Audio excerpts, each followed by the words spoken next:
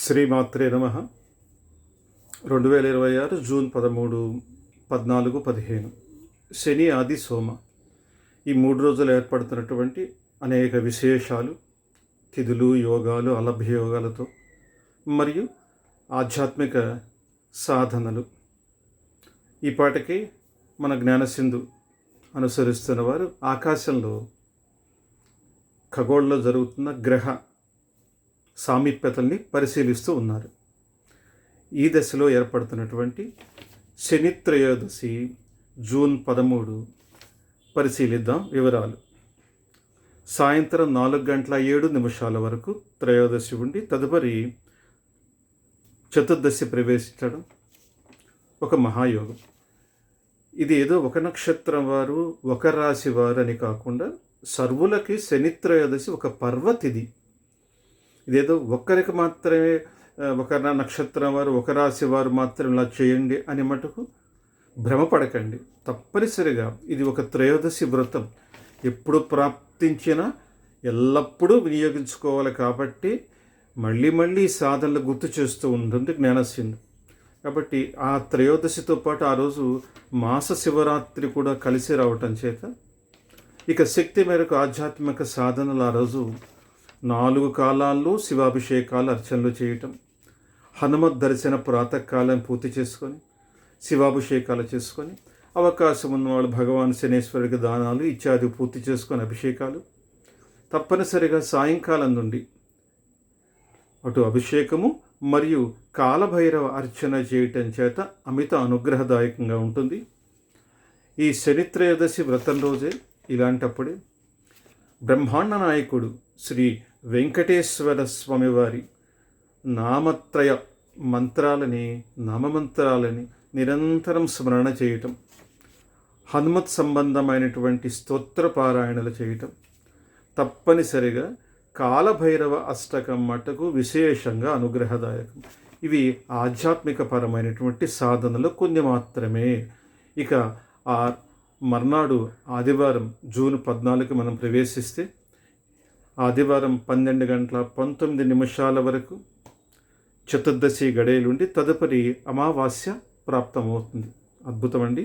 ఈరోజు రోహిణీ నక్షత్రం ఉండటం. రోహిణి శకట భేద తమిళనాట అత్యద్భుతంగా భగవాన్ శనేశ్వర సంబంధమైనటువంటి కటాక్షం కోసం ఇటు కృష్ణ శివ సంబంధమైనటువంటి సాధన అమోఘంగా చేస్తూ ఉంటారు. ఈ రోహిణి శకట భేద, అందుకని ఈ రోహిణి నక్షత్ర ప్రాధాన్యతను అనుసరించి ఈరోజు కూడా మధ్యాహ్నం వరకు చతుర్దశి ఉండి ఈరోజే అమావాస్య పితృతిథి పెట్టుకోవాలి. లేదా అసలు అమావాస్య అంటేనే తర్పణాలకి ప్రముఖమైన విషయం.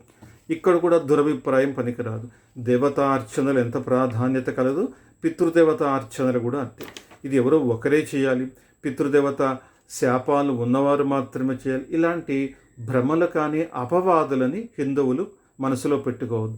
తప్పనిసరి ఈరోజు గోశాల, పితృదేవత అర్చన, బ్రాహ్మణులకి దాన ధర్మాలు, తిలతర్పణాది విధులు వారి చేత నిర్వహింపచేసుకోవటం, వచ్చిన వారు వారే చేసుకోవటం, ఇలాగా ఈరోజు ప్రణాళిక చూసుకుంటే ఇక ఆదివారం అమావాస్య తాంత్రికంగా సాధనలకి కూడా కేవలం వామాచార తంత్రం అని కాదు, దక్షిణాచారం అని కాదు, సర్వులకి ఇది అభ్యాసం చేయవలసిన ఆధ్యాత్మిక విద్యలు వసగేటటువంటి వరాలు వసగే తిథులు అన్నమాట.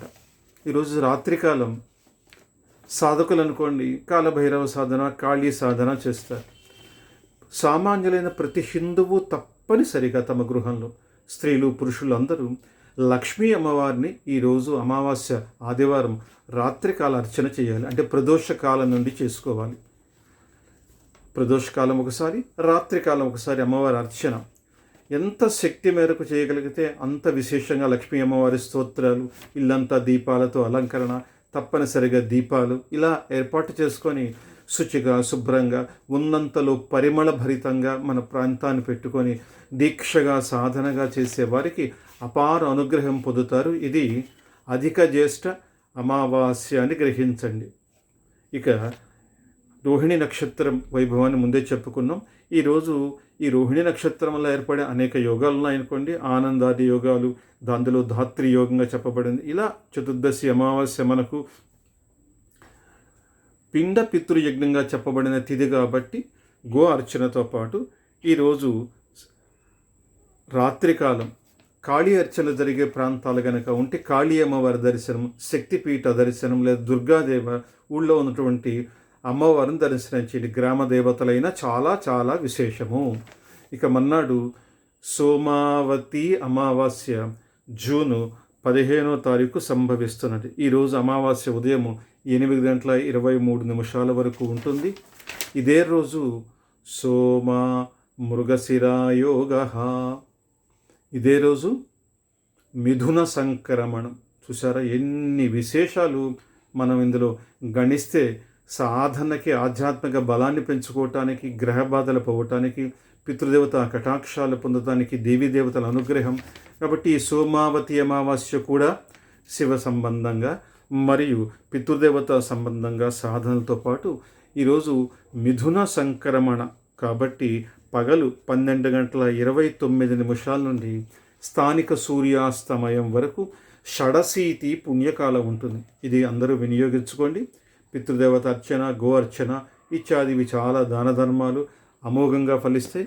అలాగే ఇలాంటి యోగాల్లో, ఈ సోమావతి అమావాస్య లాంటి యోగాల్లో మహానదేషు తీర్థేషు స్నానేన గోసహస్రఫలం, స్నానం దానం అక్షయ ఫలప్రదం, ఇలా అనేక విధాలుగా చెప్పబడినటువంటి, స్తుతించబడినటువంటి పుణ్యాలని కటాక్షించే అద్భుతమైన సాధన. కాబట్టి ఈ 3 రోజులు ఒక ప్రణాళికగా కాలభైరవ, హనుమత్, శివార్చనలు 3 రోజులు చేస్తూ, అలాగే శ్రీకృష్ణుణ్ణి, వెంకటేశ్వర స్వామి వారిని స్తోత్రాలు, నామజపాలు, పారాయణతో పునీతులైతే గృహంలో సమృద్ధిగా పుణ్యాన్ని పొందిన వారం అవుతాం.